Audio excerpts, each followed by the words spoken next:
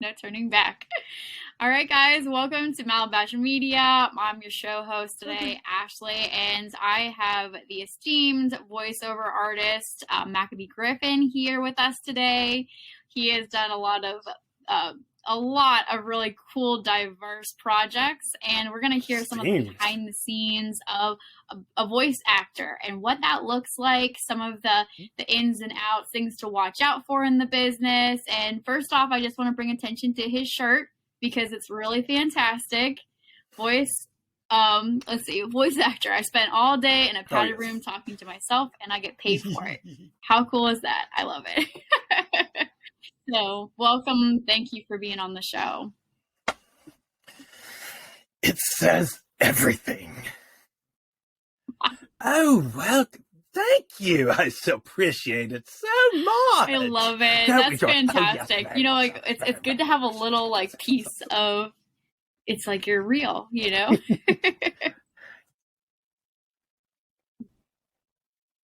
love it. Let me ask you a couple questions to get you started first, like your backgrounds and how you got into it.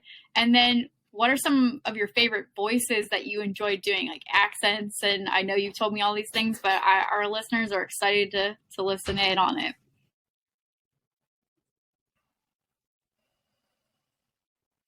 Of course. And by the way, before I start, I love how she says backgrounds, because I think she's talking to all of my personalities when I come to this part. Well, each one has their own little story, so you never know. No. My name is Maccabee Griffin, and I am a voiceover actor. I have been doing it for a little over 2 years. However, I grew up in the theater. I grew up singing. And I went to school for it. So I've been doing it for a lot longer than that. But as any story goes, there's something that derails you, some type of suspense point. And for me, it was 9/11. So during the time that I was going to school, I really just didn't have that passion that I thought I did. I was good at it. I was really good. But I just didn't feel like I had the passion enough to be like everybody else, like all the other big name, superstars that are in there. I didn't want to be that struggling actor, to say. But so I decided to try to get into the military. Air Force thought I was a little too crazy for them, so it didn't work out for right there. So thankfully, it didn't, because then I wouldn't have met my wife. Congratulations. I've been married to her for 17 years, been with her for 19. So I know. I'm still trying to figure out why I still wake up in the morning without any scars on my body. Because I've said and done some things. So I'm like, I would have killed me if I was. Anyways, the joys of being a husband, But, I decided to go into the military when I was 25. I finally was able to get into the Army because, Army, you got to be crazy to get into the Army. So, to a level. So I did that I did that for 9.5 years, almost 10 years. But, I wish I could have, but it wasn't. Anyways, I was medically retired from the military. Went to school again for logistics because I did that for almost 10 years. And then all of a sudden I was like, no, this is not going to work. This is not going to work after a year. I had my youngest son was, about to be born. We were getting a new house. I just had a lot of stressors in my life, dealing with mental health issues from the war and stuff like that too. It didn't really work out well for me. So I decided to go to the 9-to-5 job, worked at a naval base as an inventory manager. And then during that time, I was sitting down with a buddy of mine during lunch, and we watched this online show, this web series called Critical Role. Some of you may know it, others that don't. It's okay. I'll explain. Critical Role is a web series where a bunch of nerdy-ass voice actors sit around, roll dice, and play Dungeons and Dragons. And these are like your well-known voice actors like Matthew Mercer, Laura Bailey, Taliesin Jaffe, Travis Willingham, all these big names that are in the video game industry and the voice acting. And it just started to spark that, that little sparks of passion back in my theater, and that theater bug. And then, of course, I got laid off after a year, trying to be a stay-at-home dad, still trying to keep that passion going and stuff, and enjoying, like, I want to play this game so bad with people. I just do. I want to play it so badly. So when I was hired on to a pharmaceutical company as a prep operator, me and a bunch of other nerds got together and we started playing the game. I, of course, became the dungeon master. So I'm the one that created all the worlds, all the other non-playable characters, and basically just became everything for the other players. And it gave me that chance of being in the theater again. And it was fun. And during that time, Taliesin Jaffe, this man is one of my many heroes, because he used the words very simple. If you have a passion for it, do it. Just effing do it, and don't worry about anything else. And that clicked in. It's like, you know what? I'm getting back into acting. I don't have the face for acting, so I'm going to go ahead and just do voice acting. Because in voice acting, it doesn't matter what you look like, how big you are, how small you are. If you don't have the look, it doesn't matter. In voice acting, it's all about your voice. If your voice is marketable, they're going to take it. And there's so many different things in voice acting that you can do. And since then, I started, a little over 2 years ago in the summer of 2019, and found a company that, was going to help me to teach me the ways of the industry and give me some voice lessons, help me get my demos ready, and of course, help me market myself a little bit. And from then on, I've been doing it ever since. And it's been fun.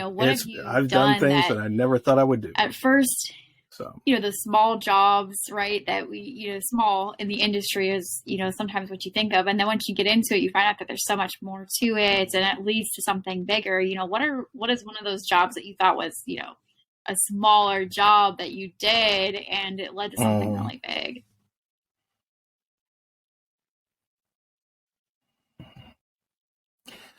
Oh man, I think it would be definitely the first job that I did. That's good to know. It was a non-paying job. Trust me, when you first start out, you're going to do a lot of those just because, well, it's not because.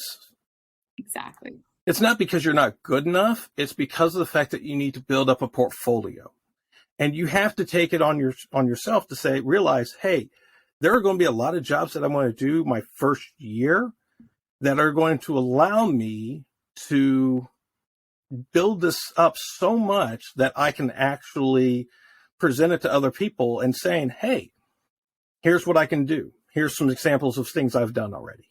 One of the things that I did was a bunch of character voices for a gentleman in England by the name of Ross Fode. And he's online. He has some videos that he's done, like home. What was it? It was like a Sherlock's home in the modern world. He's also done variations of live actions from video games and stuff like that.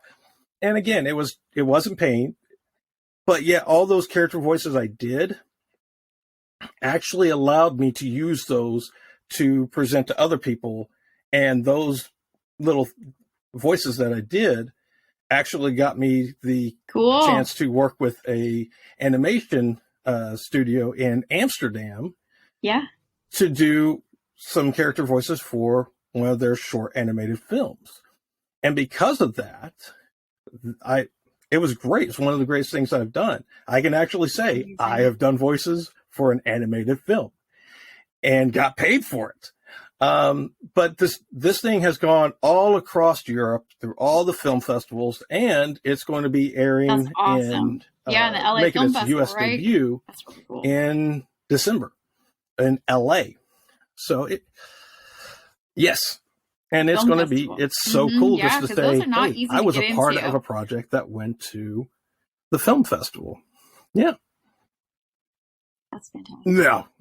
And it's been animated it's been nominated so many times. And it finally, I think it's got like 6 or 7 nominations. And it finally got its first award in Spain this past film festival this past month. And at the, what was it? The Rock Horror Film Festival, I think it was called, in Spain. So it did really well, and I'm happy for them. I'm happy for the team that I worked with the animators, with the directors and producers. Man, it was fun. It was fun.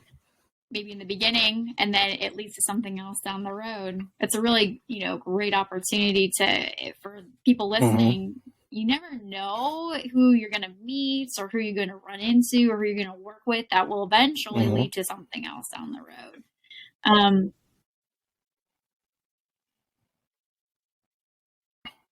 Absolutely. And here's another thing I'll tell everybody is that you have to have faith in it. You have to have faith in what you do. You have to believe in yourself, because this road is not easy. My first year, I put almost 1,000 auditions in, and I got maybe 10, and 7 of those were for free. They were non-paying jobs. But again, I had to create a portfolio, and because of that, I was able to do a lot of different things. I put an audition in for one project that led to me doing 3 other projects for the same person. And those were paying. And one of them is going to be airing on TBD this winter, called Planet Wild TV. I was able to be a narrator for that show. Yeah. And that's it's fantastic. funny is that it hasn't even aired yet, and the clients are already wanting to start on the 2nd season. Exactly. So, and a piggyback off of that, you never know what projects are going to lead into other projects. What did you find was the most successful as far as getting a gig? Doing all the auditions or doing the networking to the people that are giving, like the casting directors and things like that. What got you as many opportunities, basically?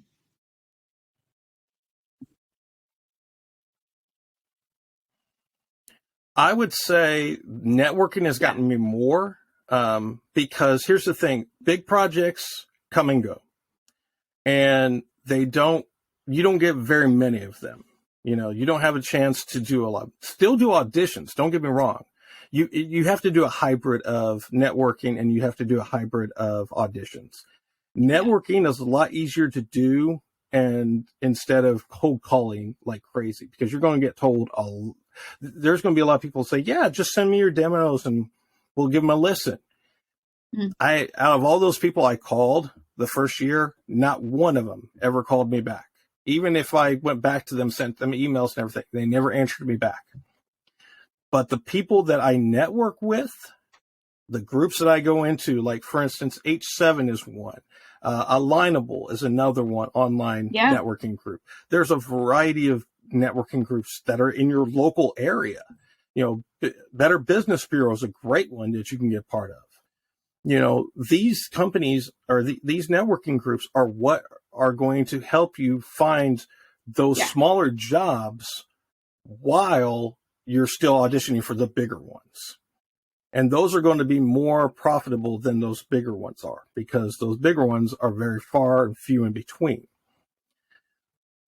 And the smaller ones are definitely going to be ones that you're going to find a lot easier to work, especially when you're networking, because you never know who you're going to run into. And here's the other thing. The more that you help those that are referring you, the more chance that they're going to refer you back to other people.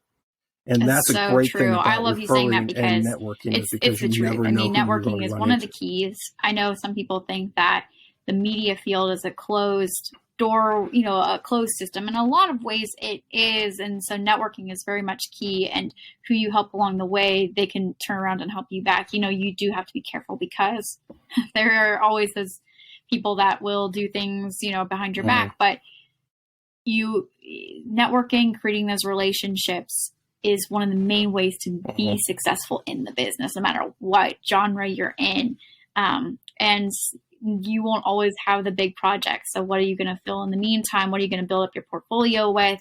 and how are you going to create your relationship and be viable still as you progress and get to those big things. And you always want to be thinking, okay, I'm shooting towards the big picture, but at this time I need to start building my portfolio and becoming more viable and up to date and up to speed on things that are going on. Like what does that look like? So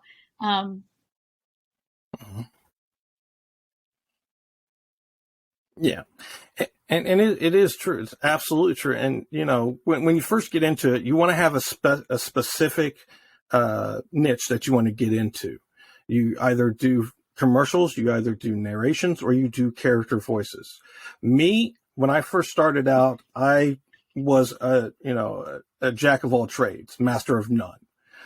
But even though I didn't get a lot of success at doing it that way, I've also grown as an actor by working with other people. I've grown by just networking with a lot of people.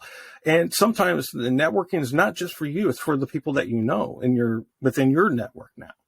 And I've been able to grow my network to, and I thought I'd never say this before, but between all the business people that I know, I've networked with over 600, almost 700 people within the time that I've started doing this.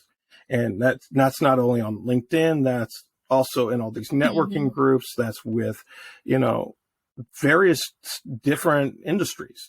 So I've been able to do promos for coaches. I've been able to do promotions for cleaning services. I've been able to do absolutely. Such a variety of different things that it's allowed me to grow as an actor.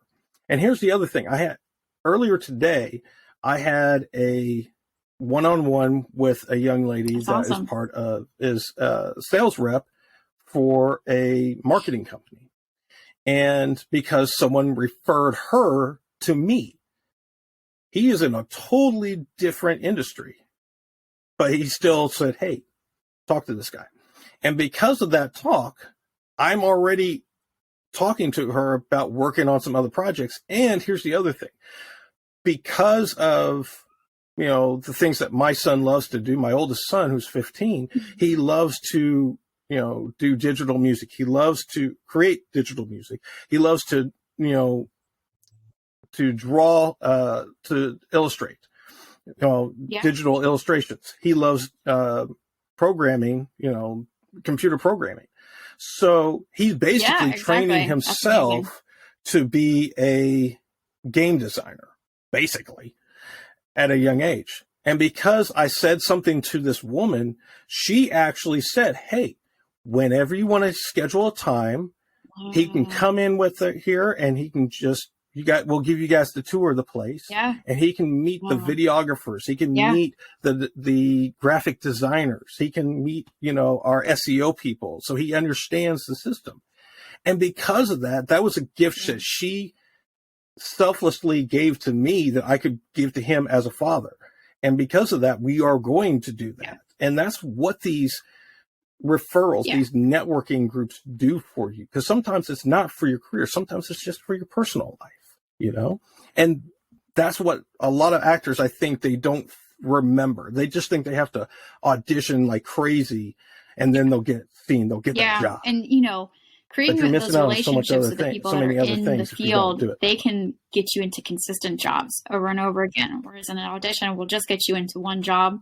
Maybe if you've got pizzazz, enough talent and are one of those, really select few, you may get another one from that. But it's very small portion compared to how many people are applying for these positions. You've got thousands and millions of people applying for one place. And the chances of you being that pizzazz person, when it is such a closed system, and it does rely on a lot of who you know and who they know and all that stuff. It's so true. And I'm glad that you're sharing this, because I think for a lot of people, it's a gray area. You don't know how to get into. You just taught, go to acting school and then do a bunch of, get your reel, get your portfolio together, do some photos, headshots, and then start, doing all those interviews and send off you can do that and it will get you maybe something here and there, but it's going to be really frustrating, and it's going to be a very slow process. So who is really a big key to how you're going to be successful in that business.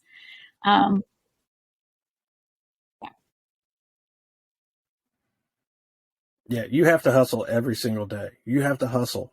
It's very simple. If you want to be successful, you got to put the time in for it. And that doesn't have to mean that you have to audition every single day. You have to network every single day. Sometimes it's just sitting back, relaxing, and letting your mind recover so that it can be inspired by just maybe watching another actor on TV, or maybe listening to something and just being inspired by that, or even reading something and being inspired to write something out, to create something of your own. And that way it's your style. That's why when I'm not hustling, I'm sitting down, also being a stay-at-home dad too, so it helps. But, I'm also creating characters. A lot of the voices that I do are just mixtures of various characters that I've seen over the years. I'm 41 years old, ladies and gentlemen. I've got a lot that I've seen, and I've done a lot of things. So I can take from different parts of my life to create different characters. One of the characters I love to play, and I love doing character voices, but one of the things that I love doing when I'm creating these characters is giving them a story, giving them a background story to figure out why they sound a certain way, why they talk a certain way, what part of my body am I moving when I'm creating them, and like one of the characters I created was, his name is Drill Sergeant Rockwell. The reason why that is because of the fact I was in the military. I was in Army, like I said. So I know drill sergeants. I have buddies of mine that were drill sergeants, and I know their voice, especially if they don't do it right. So by the time they get done, they sound like this, and it's really hard to understand them sometimes, but they're still very direct with you. They're still very there's so many things. So when I'm creating that, like Drill Sergeant Rockwell, he's an older gentleman. He's in his 50s, 60s. He's had a full military career. He's seen things. He's done things. A lot of things he doesn't want to ever talk about. But it's a life that's very interesting, specific to that character. And I also, here's the other great thing about being a voice actor. When you're doing voices, when you have children, they are very blunt with you. They are your best audience because they're going to tell you whether or not it's funny or it's not. If it's good or if you need to go back and work on it. Oh. Trust me, my 15-year-old does it to me all the time. Board. All the time. They'll let you know for sure. Pretty much, yeah. Him and my 5-year-old are definitely my sounding boards because they will definitely let you know. And the great thing about that is that the voices that I've done, that I have created, I've worked on them with my boys, and both of them, it's like, no, you need to go back and tweak that one a little bit. Okay. I did Stitch for a while. I tried to give variations of Stitch. So Stitch sounds like this. He's very high, he's very happy. But then my son's like, no, you need to lower his tone. Okay, so you go from here all the way down here. So now you have this character. It's very good. He's very happy. Now, for voices that you haven't had the experience with, how do you get into that mindset? Or how do you create that voice, I guess? Where does that come from? I know you have to draw from experience somewhere, so how do you...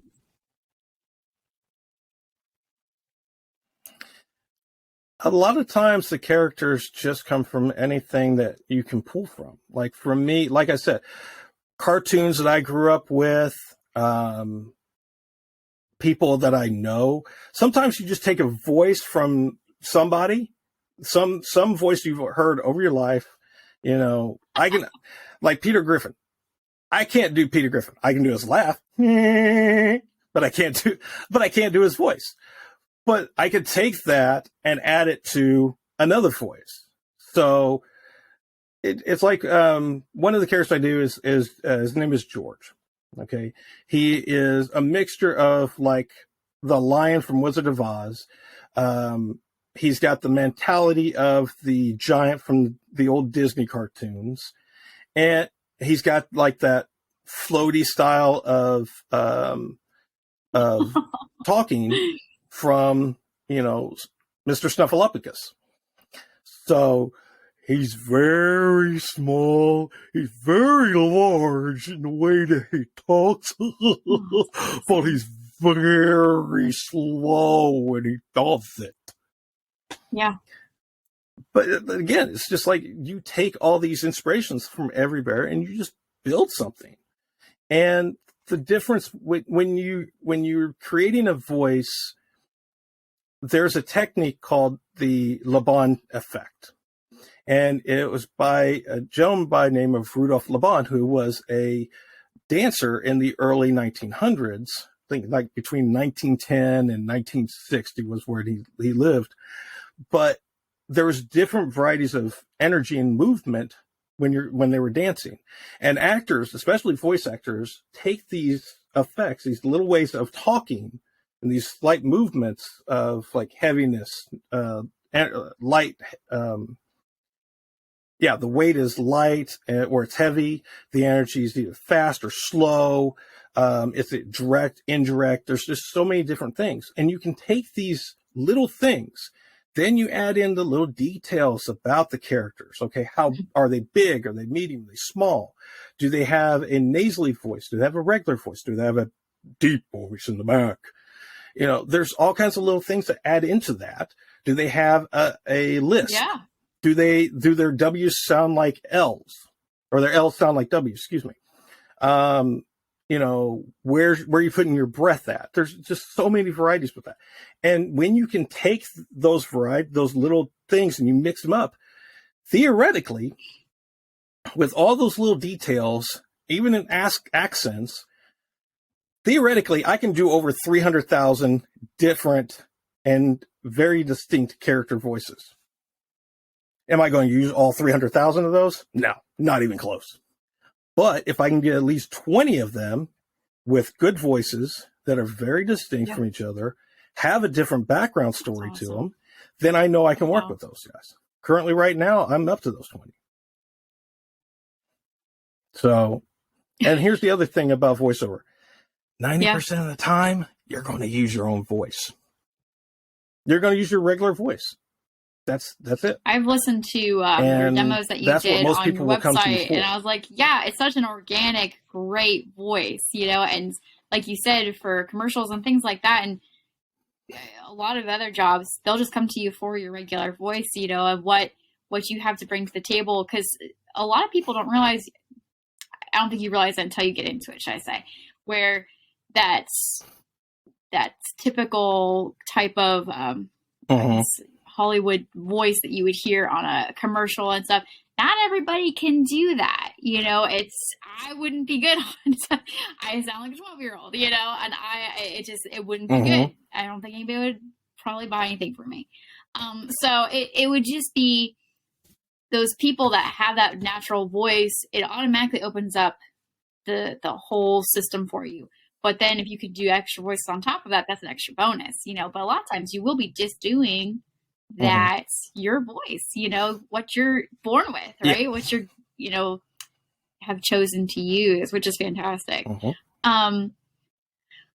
Any last not parting words, but like last keys that you would want anybody that is getting into the business or has been in for a little bit, might be frustrated, any words of advice you would offer to them besides what you've already graciously shared with everybody?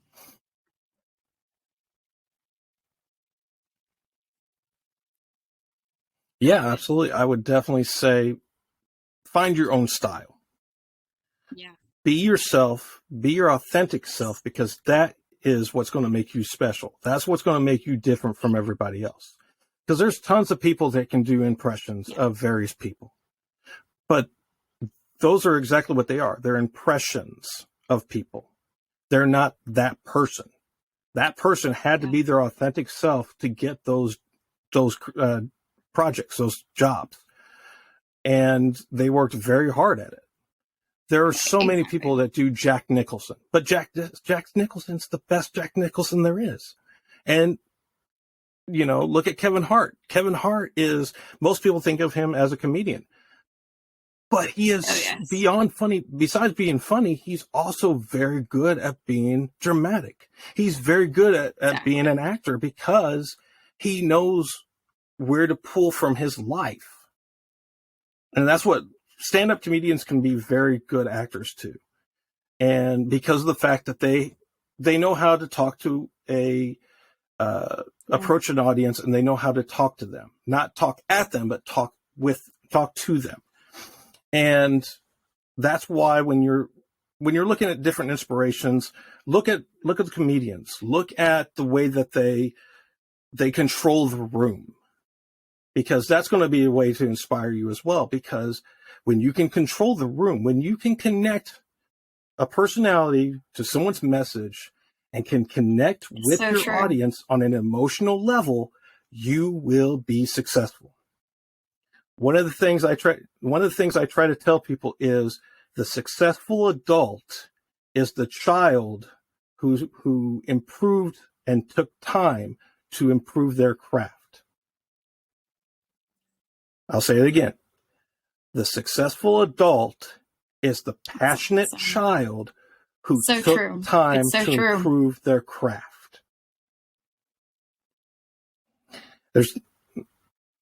Because if you don't take that time to not only improve your craft, but improve yourself, then you're not going to be successful. And I'm not talking about like money, wealth. I'm not talking about notoriety and popularity. I'm talking about you yourself leaving a legacy. When you go on from this world, you need to understand what success means to you. To me personally, success is having a steady flow of work. Do I want to work with, other major voice actors like Taliesin Jaffe and Travis Willingham and Lauren Bailey? Absolutely. If it happens, it happens. If I'm able to work on a project with Pixar or DreamWorks, absolutely great. I will take it in a heartbeat. If I can be on stage on Broadway for a project, I will do it in a heartbeat. But that's not what's driving me. What's driving me is to work with people who have a story that needs to be told. And it's my job to connect not only with the person, not only with the business, and not only with the message itself. I need all three of those. When you understand who you're talking to and who you're working with, you understand their product or service, and you understand what their audience is. So true. Then That's fantastic. You can connect the message. I really appreciate you saying all of that. That's what artists starting out need to hear. Because going back to just being yourself, so many of us think we need to copy all the greats that have gone before, but what about you just being your own great and starting your own thing? A lot of singers or voiceover artists, we think, the big stars out there that have the millions of followers. Well, how about you, instead of trying to reach their level, because that's them? What about you? They can't reach your level, so make your level a real thing. Make your name and who you are the next Mal blog, the next huge person that's out there in any genre, right?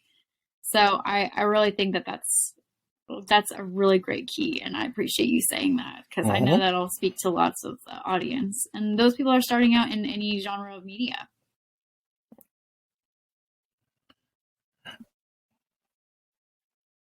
Yeah, and it is that thing is that we've already seen when people are going to figure out whether or not you're true or not. And when I say true, I mean true to yourself. If you are as legitimate to yourself and your personality and your style, then they're going to follow you. But if you're trying to impress them by being someone else and putting a mask on, like me, it's Phantom of the Opera mask. It's one of the masks that I always put on, because of the fact it only shows half of me. It only shows a part of me. But this is not who I am. So when I talk to people, I talk to them just like I am right now. I am as authentic as you get. I am quirky. Ladies and gentlemen, I have Dungeons and Dragons minis above me. Okay? I take these guys down. Awesome. I take characters like this and I use them as inspiration. You know? It does not matter. I don't care. I'm 41 years old. I'm not here to impress anybody. Not one bit. I did that for like 20 years of my life. And that's something I would have told myself a long time ago. You should put that on. Don't impress anybody else. Impress yourself. You should. You know what? I think I will. And if I find any t-shirts out there with that Logan on there, I'm going to come after you. I'm going to get you for free. I love it. That's fantastic. Thank you so much for being on here today and sharing your amazing wisdom and insight into this whole world. Where can everybody find you? You know, where can we find you to work with you, book you? Where are you at?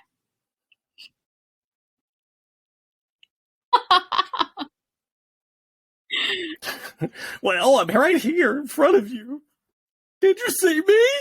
No, you can go to my website, mackgriffinvo.com, just like it is, right there. That spelling. You can find me on Twitter at MackGriff909. You can find me on Instagram, Facebook at MackGriffVO, LinkedIn, Maccabee Griffin, also right there.